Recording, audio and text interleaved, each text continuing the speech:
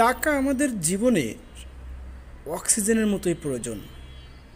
Oxygen ছাড়া যেমন আমাদের জীবন চলে না, তেমনি টাকা ছাড়া আমরা এক বিন্দুও চলতে পারি না। জন্ম থেকে মৃত্যু অবধি আমাদের যেটার উপর সবচেয়ে বেশি নির্ভর করতে হয়, যেটার প্রভাব সবচেয়ে বেশি, সেটা হচ্ছে টাকা।